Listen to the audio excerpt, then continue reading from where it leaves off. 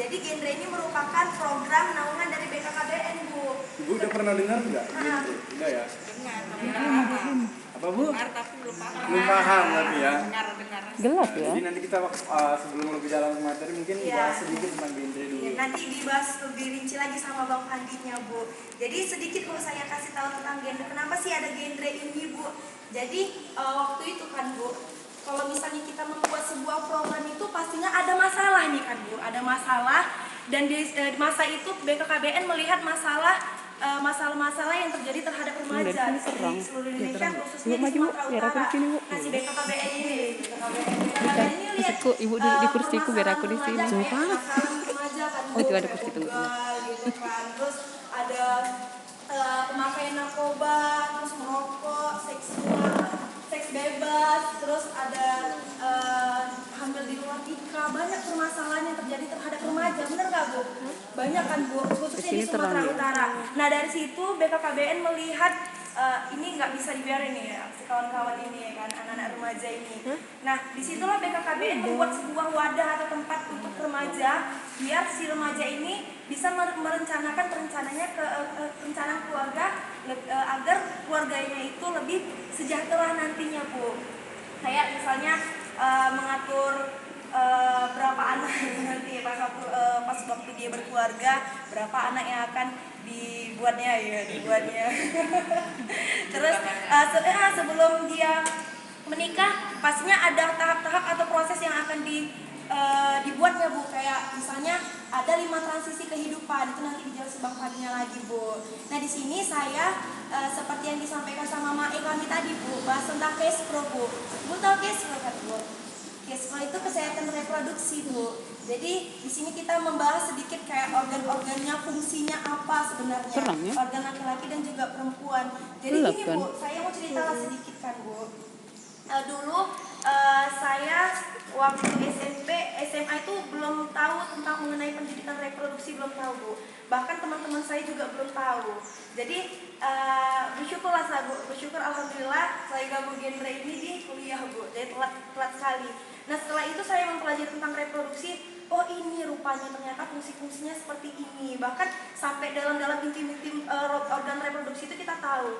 Jadi, Bu, melihat dari permasalahan teman-teman saya waktu kecil nih kan, Bu, kalau orang tua saya memang nggak ada memberitahu tentang ini fungsi reproduksi ini nggak ada. Maksudnya ya hal-hal yang nggak boleh dilakukan itu hal-hal yang dasar aja dikasih tahu sama orang tua saya. Nah, contohnya kalau misalnya yang nggak tahu nih, Bu, kita fungsi-fungsi reproduksi ini, Bu. Jadi masalah teman saya ini karena dia tidak tahu fungsi dan fungsi dan kegunaan reproduksi ini, maka dia pacaran tuh sama cowoknya. Terus karena ketidaktahuan dia ini, Bu, karena orang tuanya udah bilang ke dia dan dia nggak akan dengerin gitu. Terus si anak ini pun melakukan seks bebas. Jadi disitulah hamil dia, menimbulkan permasalahan terhadap si remaja ini, Bu. Nah, langsung aja, Bu, sebenarnya pakai slide kan, Bu, biar gambarnya lebih terang, Bu, lebih jelas gitu kan, Bu. Ini ada organ reproduksi laki-laki, Bu. Ada dua fungsi, Bu. Maksudnya yang pertama itu ada yang namanya penis. Penis Ibu tahu kan, Bu?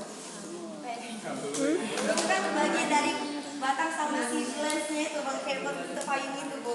Tapi kalau misalnya anak-anak yang baru sunat itu yang kayak cruciate di depan itu kulit ya kan, Bu. Itu kan sunat gitu kan. Itu ada bentuk payung. Itu ada penggunaan si penis ini adalah untuk reproduksi atau kesenggama, Bu, terhadap si perempuannya seperti itu, Bu. Nah, yang bagian itu kan bagian batangnya, terus ada telurnya. Bagian telurnya itu namanya skrotum, Bu.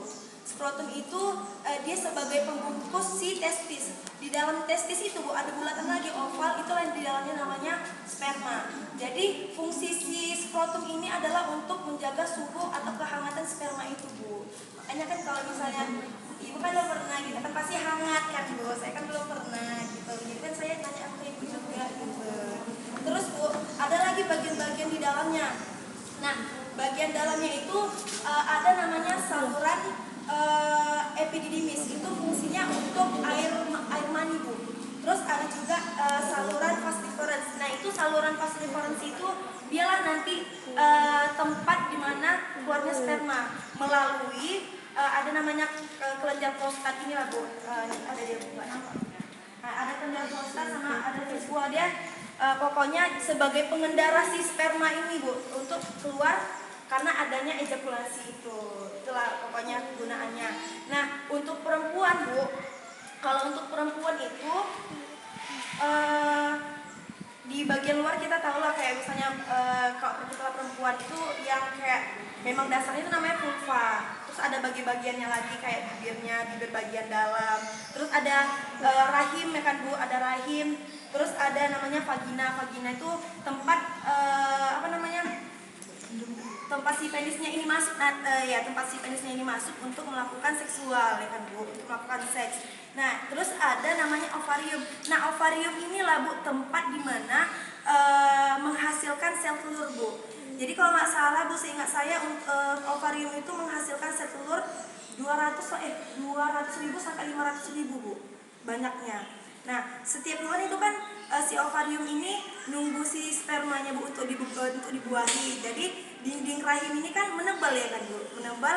Nah itulah terjadi kalau misalnya nggak dibuahi, dia nggak diapeli kan, istilahnya kak. Misalnya iya, kalau dia udah nunggu aja kan, terus nggak didatangi sama abangnya. Dari situ PHP terus dia nangis terus ya udah ngerti lah namanya peluruhan menstruasi itu adanya setiap bulannya kan Bu. Nah terus ada yang namanya tuba Fallopi Bu. Jadi gini gambarnya pula. Misalnya ini yang si ovariumnya kan Bu. Di si ovarium ini ada kayak saluran gitu. Terus ada saluran, terus bentuknya kayak gini Bu. Yang di sininya rahim, di sininya rahim, yang di sini rahim ya kan. Jadi yang di saluran ini Bu, tengah-tengah itu namanya tuba Fallopi. Nah disitulah perjumpaan antara sperma dan juga si sel telur tadi Bu. Kalau misalnya si sel telur tadi udah dijumpain sama si sperma, nah dialah di situ nanti adanya konsepsi pembuahan ya Bu. Konsepsi itu pembuahan Bu, pembuahan. Kalau nanti bentuk embrionya Bu, embrionya terus bentuk ya ini ya Bu. Nah ini ya Bu yang saya bilang tadi Bu. Ovariumnya 2. Nah di sini ada tuba Fallopi.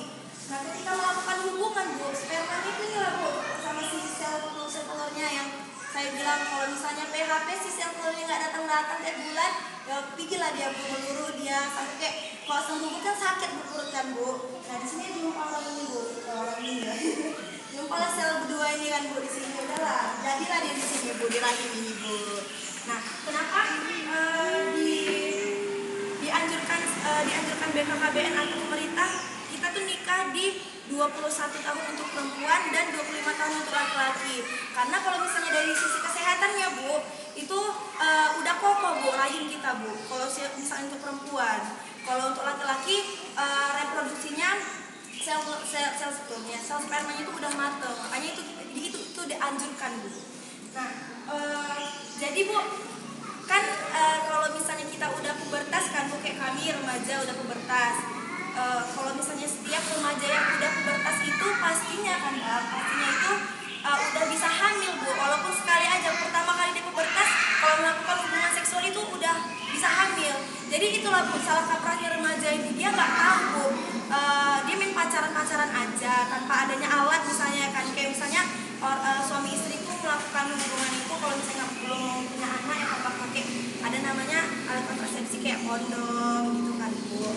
Banyak lagi alat kontrasepsi nanti kita bahas di sini Bu. Nah disitulah kurang edukasi, banyak remaja-remaja ini kurang edukasi itu Bu. Jadi saya pribadi Bu itu sebenarnya perlu dikasih arahan juga Bu. Kamu tuh nggak boleh kayak gini. Jadi setidaknya Ibu udah bisa bilang sama anak-anak Ibu lah. Oh kalau pacaran ya pacaran tapi pacaran secara sehat. Ada Bu kayak 4 hal yang nggak boleh waktu itu ketika kita pacaran, kayak kissing kan Bu. Kissing itu kan memicu juga kan gitu. Kissing tuh ciuman ya kan Bu. Terus kayak cium leher, terus pokoknya banyak perihal seksual yang nggak boleh dilanggar oleh remaja-remaja ini. Nah inilah salahnya banyak remaja yang kurang edukasinya di situ Bu. Jadi kayak ciuman itu yang anak-anak pacaran itu udah jadi tren sama mereka Bu. Bener Bu. Ya kami kan remaja jadi kami tahu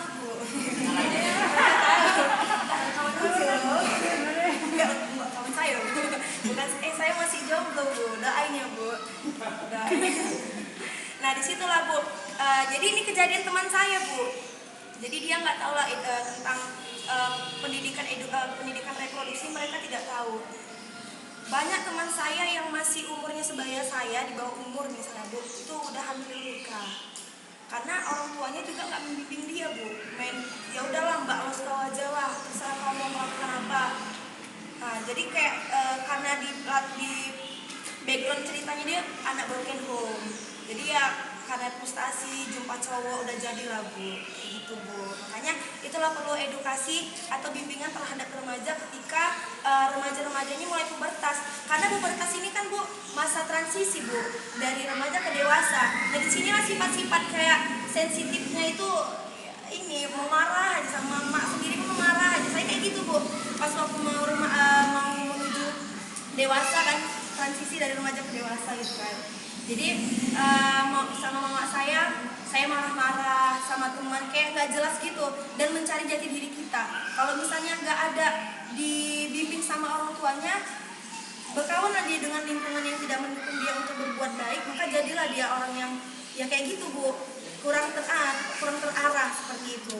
Nah, di sinilah peran mama-mamanya. Di sini kan juga ada beberapa remaja, kakak-kakak yang baru kakak ini SMA kuliah ya Kak.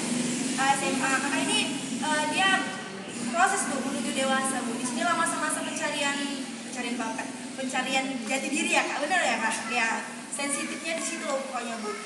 Jadi saya pribadi Bu, kalau misalnya dinasihati emak saya sama bapak saya dari kecil Bu, sedikit pun memang mereka mendidik saya nggak pernah memukul Bu, nggak pernah saya dipukul. Alhamdulillah karena karena kedua orang tua saya mendidik saya dengan kasih sayang, gitu ada fungsi 8 keluarga nanti disebutkan di Bu. Dalam fungsi keluarga itu ada namanya cinta kasih sayang antara keluarga dan juga anak-anaknya.